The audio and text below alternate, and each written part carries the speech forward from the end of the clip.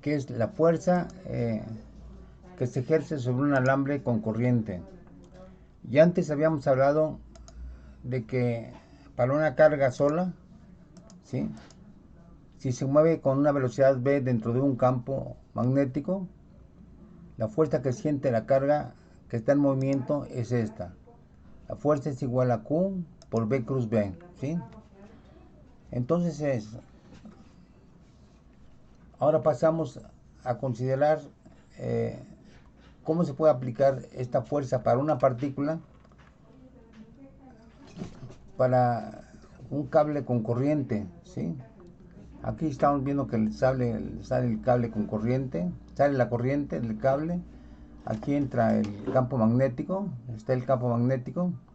Entonces, pues cada partícula que se está moviendo con velocidad vd, ¿sí? Pues está experimentando una fuerza. O sea, hay que recordar que la velocidad promedio de las partículas es la densidad de corriente entre el número de partículas por unidad de volumen y por la carga de un electrón, por la carga absoluta de un electrón. Bueno, entonces en este caso, la fuerza que va a experimentar cada partícula que conforma la corriente, pues va a ser la carga de la partícula que es E por la velocidad que es BD y por el campo magnético. ¿Sí? No hacemos más que transcribir esta fórmula y aplicarla a las partículas del cable, a las cargas conductoras libres, ¿sí? Que están dentro del cable. Entonces, esta sería la fuerza para una sola partícula, ¿sí? Pero hay que considerar que tenemos muchas partículas dentro del volumen determinado por la longitud del cable, por su sección transversal. Bueno, entonces para eso hay que recordar que P es el número de cargas por unidad de volumen, ¿sí? Así la definimos, P igual a N sobre V, y por lo tanto el número de partículas que tenemos en este cable, pues es simplemente P por el volumen, ¿sí? De acuerdo a esta descripción. Bueno, entonces si tenemos n partículas, pues hay que sumar la fuerza total producida por cada carga en movimiento dentro del campo. Y esa fuerza total, pues es el número de partículas por la fuerza que siente cada partícula. Entonces simplemente aquí sustituimos la P es P por B, perdón, la N es P por B y por la carga, ¿sí? Y luego por la velocidad de cada partícula y por el campo magnético, ¿sí? O sea, aquí lo único que estamos multiplicando es la fuerza sobre cada partícula por el número total de partículas, que es P por B, ¿sí? O sea, podemos separar estos dos términos, ¿sí? Y ver que esto es la N total y esta es la fuerza sobre una partícula, ¿sí? Perdón. Bien, entonces la fuerza total va a ser P, B por E, pero aquí vamos a darle una expresión explícita para la velocidad. Hay que recordar que esa velocidad promedio es J entre P sobre E. Entonces aquí simplemente sustituimos, ¿sí? Fuerza total es igual a P por B, que es el número de N, luego por E, y luego aquí ponemos, en vez de todo esto, ponemos la velocidad BD de una forma explícita. Sería E por J entre P sobre E por el campo magnético, ¿sí? Bueno, entonces ya tenemos esto, que esta fuerza total sería P por B, que nos da el número de partículas por la carga de cada partícula, ¿sí? Pero ahora sustituimos el valor de J. La J es la densidad de corriente, que está definida como la corriente interlaria. Y entonces aquí ponemos la corriente interna, que eso sería J, y la dividimos entre el número de partículas por unidad de volumen y por E, ¿sí? Bueno, lo que vemos que ocurre al hacer esa sustitución es que la fuerza total ahora va a ser, fíjense, aquí tenemos una P, aquí tenemos otra P dividiendo, entonces esto nos da 1. Y en cuanto al volumen, ¿sí? Bueno, lo dejamos ahí, la I se conserva, ¿sí? Lo único que hemos eliminado aquí o sustituido por 1 es P entre P1, E entre E1, y entonces nos queda esto solamente. Y B por B entre A, donde B es el volumen. Pero el volumen es L por A, la longitud del cable por su sección transversal. Entonces aquí está multiplicado el volumen por la corriente y por el campo magnético. Eso dividido entre la sección transversal. Entonces otra vez eliminamos esto y nos queda simplemente que la fuerza total es I L por B, ¿sí? Pero donde si queremos poner esta fuerza en términos en términos vectoriales, porque la fuerza es un vector, pues hay que recordar de que partimos de esto, que la fuerza sobre cada partícula era su velocidad cruz B. Entonces aquí, si L es un vector que apunta en la dirección de corriente con longitud L, ¿sí? Entonces, esto se nos simplifica y nos queda de esta forma, ¿sí? Nos queda que la fuerza total es igual a I por L cruz B.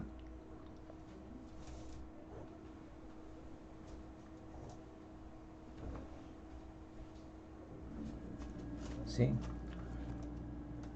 Y L cruz B.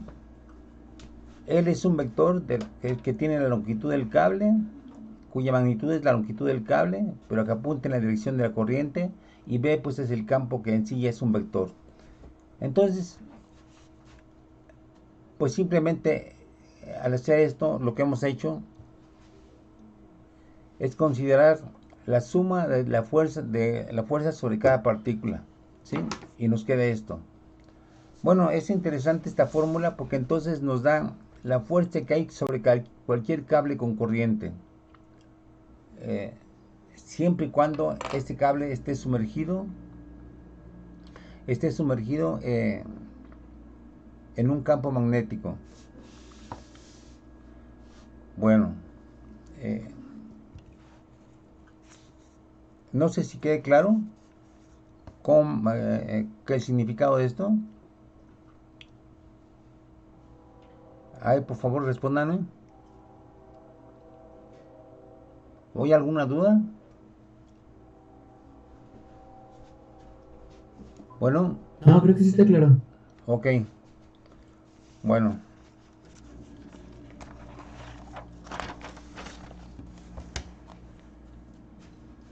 pues se puede manipular de muchas formas esta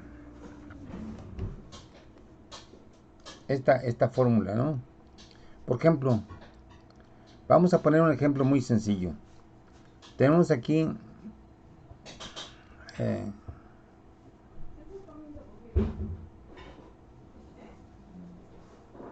un cable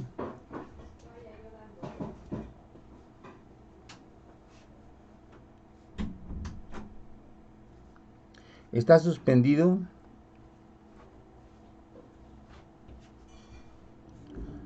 por unos resortes,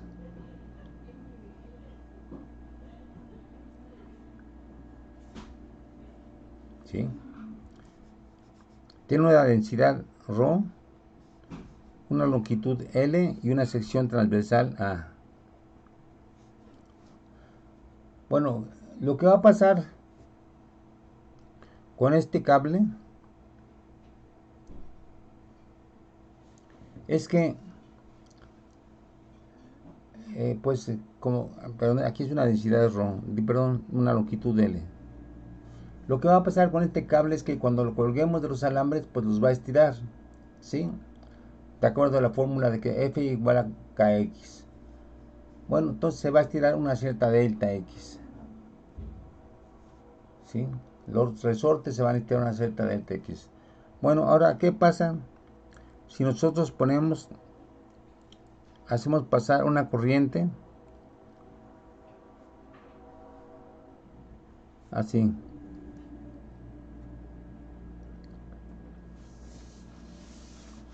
Bueno, hasta ahí no va a pasar nada, excepto que va a fluir una corriente de la parte positiva de la fuente, ¿sí? Y entonces la corriente va a seguir esta dirección. Va a pasar por el resorte y aquí va a seguir así. Bueno, entonces vamos a ver. Ustedes díganme que si ya tenemos aquí una corriente dentro de un cable con estas dimensiones, ¿qué va a pasar? ¿Qué tipo de campo debo poner yo para que este resorte o para que este cable suba hacia arriba y compense la deformación del resorte? O sea, que su peso sea anulado. Recuerden cuál es la fórmula. Fuerza es igual a I por L cruz B. Entonces vamos a ver.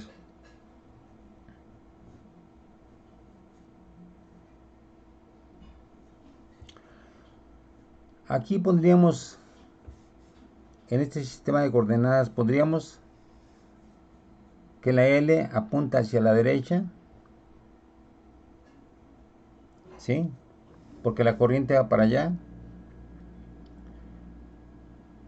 Y lo que queremos es una fuerza que apunte hacia arriba y que sea igual a mg, ¿sí? Entonces, el campo magnético que yo debo poner perpendicular al plano de la hoja, ese campo magnético debe salir o debe entrar. Debe entrar. Debe entrar. Si entra, vamos a ver.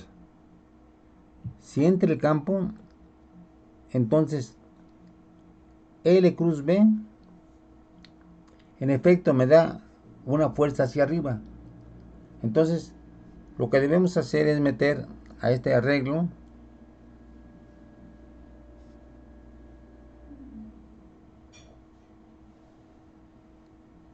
una vez que tiene corriente,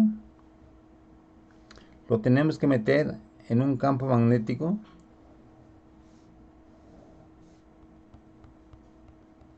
No, está metiéndose, perdón. Si está metiéndose el campo magnético, entonces debe ser así.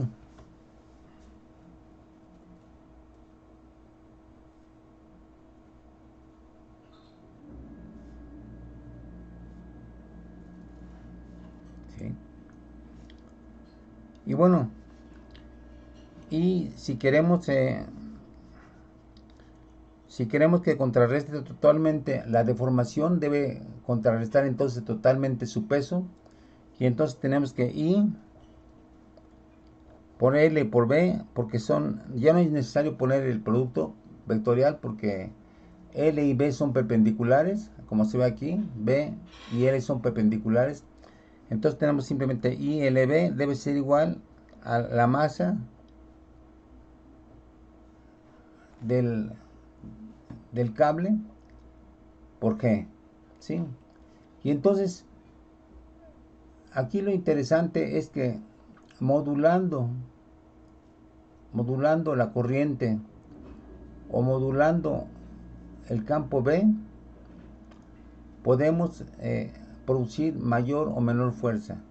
Entonces, esta es una de las ventajas del campo magnético, ¿sí? Tal como lo veremos posteriormente, por de pronto estamos viendo que una corriente dentro de un campo magnético es capaz de producir fuerza que contrarreste el peso de determinados objetos, siempre y cuando estos objetos lleven corriente. Entonces, como que la conclusión aquí sería, si queremos producir una fuerza mecánica a través de la interacción de corriente con campo magnético, entonces esa fuerza, pues para obtener esa fuerza hay que modular o bien la corriente o bien la intensidad del campo magnético.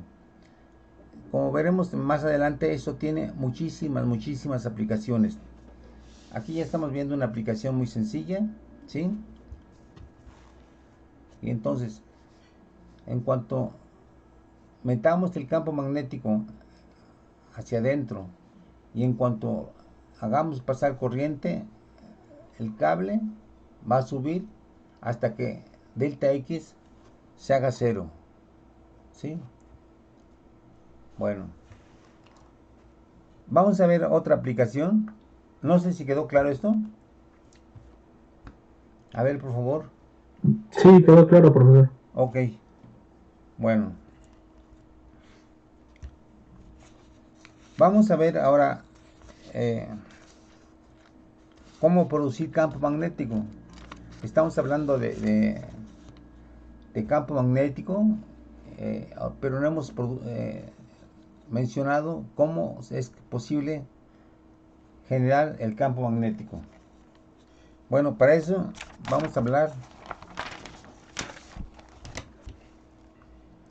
de la ley de Ampère.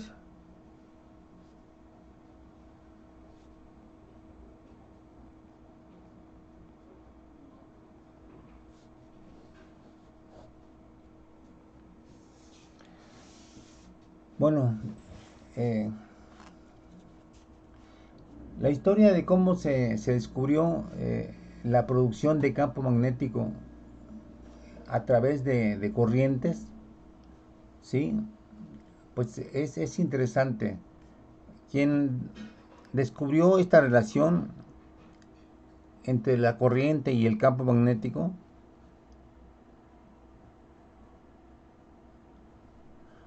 fue un investigador danés, ¿sí? Que estaba jugueteando con alambres con corriente, ¿sí? Alambres con corriente.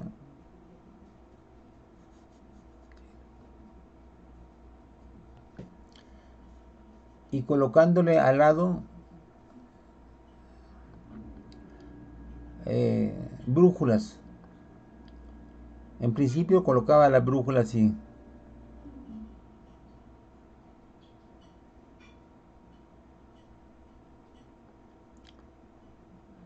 Paralelo al cable. Bueno, y de esta forma, pues le metía corriente, pero no pasaba nada con la brújula, ¿sí? Hasta que en algún momento se le ocurrió, en vez de poner la brújula paralela al eje del cable con corriente, se le ocurrió al final de su clase, de una clase que estaba dando, colocar la brújula, pero perpendicular al eje, o sea, hacia adentro. Aquí es difícil,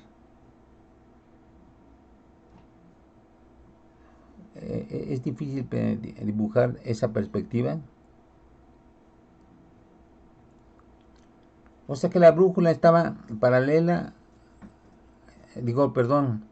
perpendicular al eje del cable con corriente. Bueno, él descubrió que cuando cambiaba así la brújula respondía efectivamente. Se orientaba en función de la corriente. Si cambiaba la corriente de polaridad, cambiaba el norte por el sur, y de esta forma Hertz descubrió que sí era posible generar con corriente campos magnéticos. Es decir, visto desde arriba, aquí sí va a ser más sencillo dibujar la brújula. Si tenemos aquí un cable y este puntito quiere decir que la corriente está saliendo, entonces lo que Hertz descubrió fue que poniendo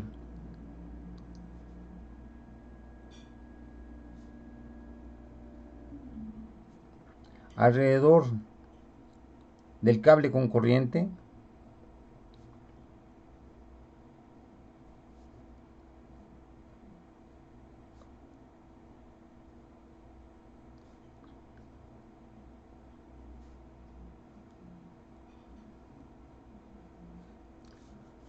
una serie de brújulas, las brújulas tendían a orientarse así, ¿sí? Y que esa orientación dependía de la dirección de la corriente. Entonces, pues aquí es donde se ve una de las consecuencias de la pila de Volt, porque gracias a que se podía producir corriente, es que se pudo descubrir que la corriente generaba a su alrededor campos magnéticos. Si tenemos que la corriente sale así, lo que podemos pensar es que alrededor de una corriente, voy a dibujarlo así, alrededor de una corriente se generan campos magnéticos con esta orientación.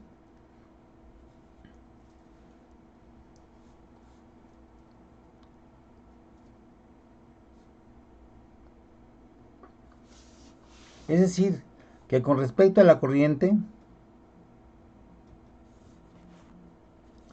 se sigue la regla de la mano derecha, ¿sí?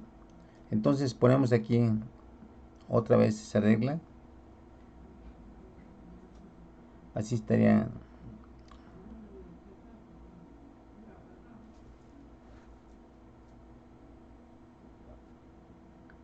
Más o menos así estaría una mano. Estaría una uña. Aquí estarían dedos, ¿sí? Entonces la corriente debe ir así. Y el campo magnético va así, ¿sí? Bueno,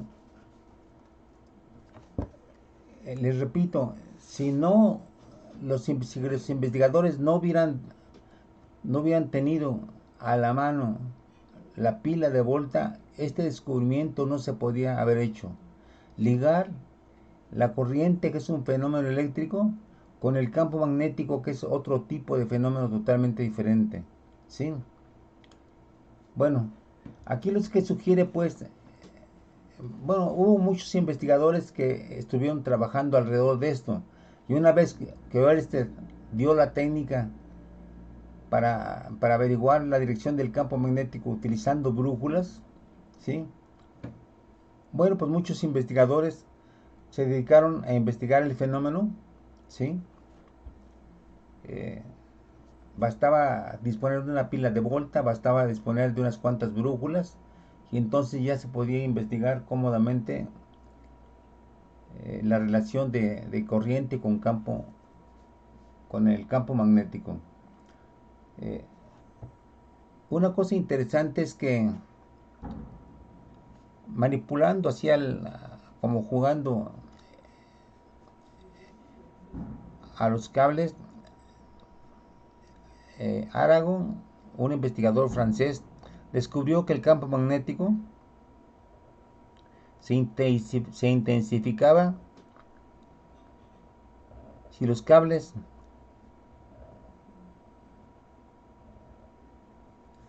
se ponían así, por ejemplo. Entonces, aquí en los extremos él ponía una pila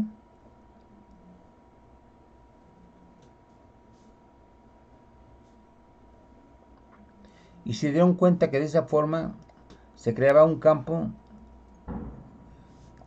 pero mucho más intenso, que es que se producía con un solo cable, ¿sí?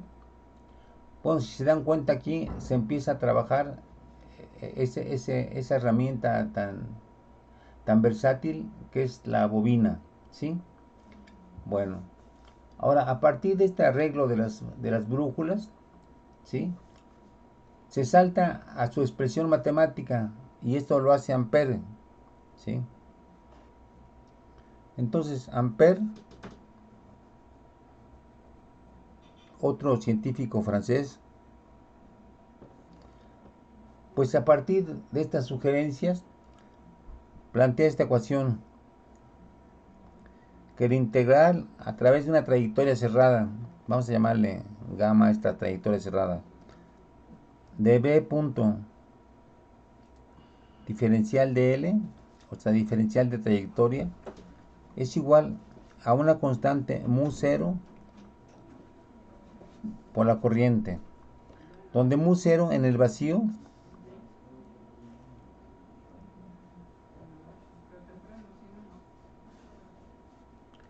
tiene el valor de 4 pi por 10 a la menos 7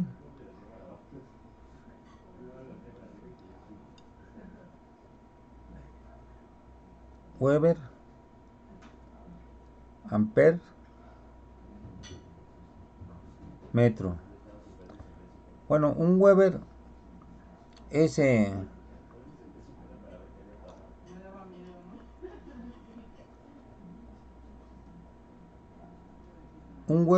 la relación de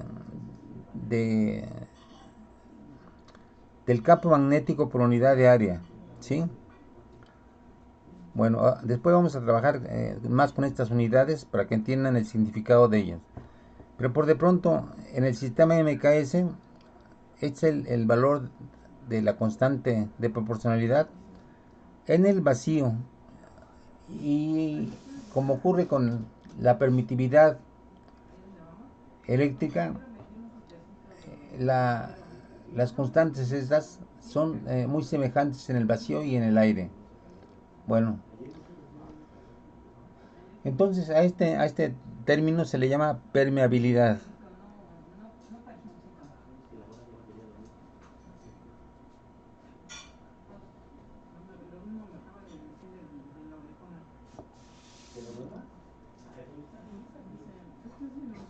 Bueno, entonces vean que es, para este tipo de arreglos, para cables rectilíneos que tengan una cierta longitud grande, eh, qué fácil es muy fácil manipular esta fórmula, ¿sí? Por ejemplo, si aplicamos esta fórmula para esta situación, lo que podemos suponer es que en este punto el campo tiene la misma magnitud que en este punto, o en este punto, o en este punto, ¿sí? Por simetría, ¿sí? No tiene por qué ser diferente el campo aquí que aquí, ¿sí?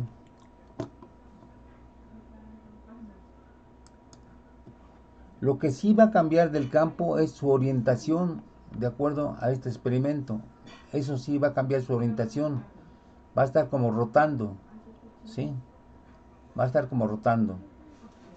Y entonces la magnitud es constante, pero el campo magnético está rotando, ¿sí? Bueno, pues entonces si hacemos este producto B.dl, donde dl, si tenemos aquí a B y aquí a dl,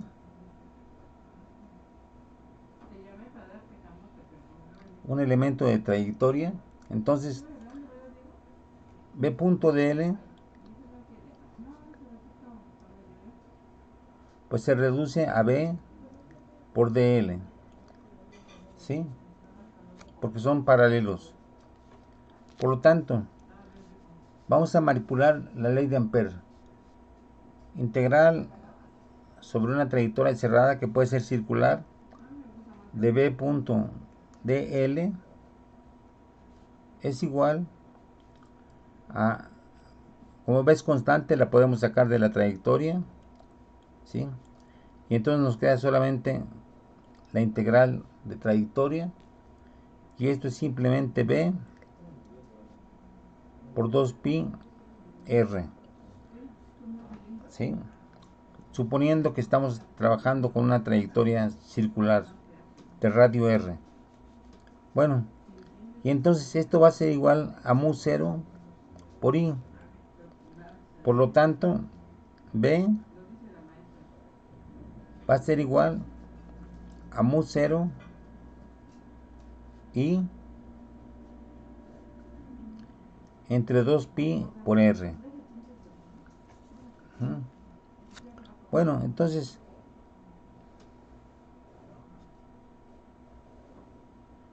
vean qué sencillo fue obtener el campo alrededor de un cable aplicando la ley de Ampère, ¿sí? Aquí lo interesante es que según esta expresión, evidentemente que el campo B disminuye con la distancia, ¿sí? Se hace más y más débil, ok, eso es muy claro. Pero lo que es muy interesante para un físico es que la magnitud del campo se puede manipular variando la intensidad de la corriente. Entonces podemos, si nuestros elementos que poner experimentales soportan, podemos meter grandes corrientes y de ahí producir grandes campos magnéticos, ¿sí? Entonces aquí está un hecho que es súper interesante. Producimos el campo con corriente, ¿sí? Y modulamos la amplitud del campo o su intensidad variando la corriente, ¿sí? Entonces, esto históricamente fue un logro impresionante porque se lograron unir dos tipos de fenómenos diferentes, los fenómenos eléctricos con los fenómenos magnéticos. De ahí en adelante, vamos a ver, como veremos más adelante con las ecuaciones de Maxwell, cualquier variación de la corriente va a producir un campo magnético. Y por otra parte, cualquier variación del campo magnético va a producir una corriente. Entonces, aquí el campo magnético y el campo eléctrico asociado a la corriente, ¿sí? Pues nacieron para estar juntos para toda la vida, ¿sí? Si varía uno, varía el otro y viceversa. Bueno, algo muy interesante, a ver, tenemos unos cuantos minutos. Eh, Algo muy interesante de Ampère es que en su tiempo no se sabía cuál era la fuente que generaba el campo magnético de la Tierra, ¿sí?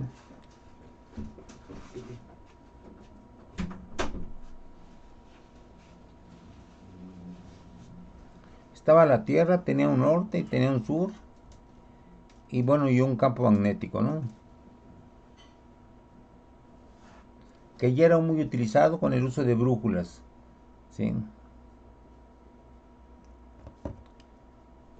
Bueno, las brújulas apuntaban así. Bueno, entonces la pregunta es, ¿por qué se genera, por qué se genera el campo magnético de la Tierra? Y Ampère sugirió que quien generaba el campo magnético de la Tierra eran corrientes internas de la Tierra, ¿sí? Bueno, esa propuesta la hizo en el siglo XVIII, mucho antes de que se tuvieran los conocimientos geofísicos que hoy se tienen, y sin embargo fue una propuesta genial porque hasta la fecha se siguen buscando las corrientes internas de la Tierra que generan estos campos magnéticos, ¿sí? No puede haber otra forma de generar campos magnéticos más que por medio de corriente, ¿sí? Pero algo más, tenemos un imán que tiene un norte y tiene un sur, y entonces Ampère también dijo, bueno, ¿Cómo es posible que este dispositivo, esta barrita, genere campos magnéticos? ¿Sí? Bueno, lo que él propuso es que en su interior debía haber corrientes pequeñas, ¿sí? Que generaran los campos magnéticos. O sea, se adelantó a la propuesta de que si tenemos un átomo, lo que tenemos es carga positiva en su centro y alrededor electrones con carga negativa que si están oscilando, si están girando, pues no es más que carga en movimiento y por tanto corriente, ¿sí? Entonces, Ampère hizo estas dos sugerencias. Una corriente interna en en la Tierra, ¿sí? Es la que debe generar el campo magnético. Y corrientes invisibles, microscópicas y más allá de microscópicas, son las que deben generar el campo magnético estable en un imán. Bueno, es una intuición sorprendente de Ampère, quien propuso esta ley, ¿sí? Bien, entonces ya dimos, ya ampliamos nuestro campo de conceptos, porque ahora, antes estábamos hablando de cómo el campo magnético puede afectar, produciendo una fuerza sobre un cable que lleve corriente. Pero ahora ya sabemos cómo generar los campos, ¿sí? ¿Sí queda claro para ustedes cómo se pueden generar los campos? Sí, profesor. Sí, ¿Sí? profe. A ver, díganlo, díganlo, expliquen cómo se puede generar un campo magnético. Pues dependiendo de la magnitud que seguirá, pues si utilizamos una intensidad de corriente muy grande, podemos obtener un campo grande, Ajá, junto con un radio pequeño. ok, ok, muy bien. Ahora miren, algo que es aquí muy interesante es que, de acuerdo a esta ley, a la ley de Ampère, el campo magnético forma trayectorias cerradas, ¿sí? De hecho, eso se ve en los campos magnéticos de un imán.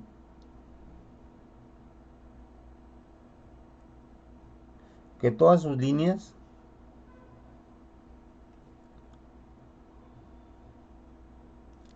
tienden a ser así. O sea, aquí está el imán. Y aquí están las líneas de campo magnético.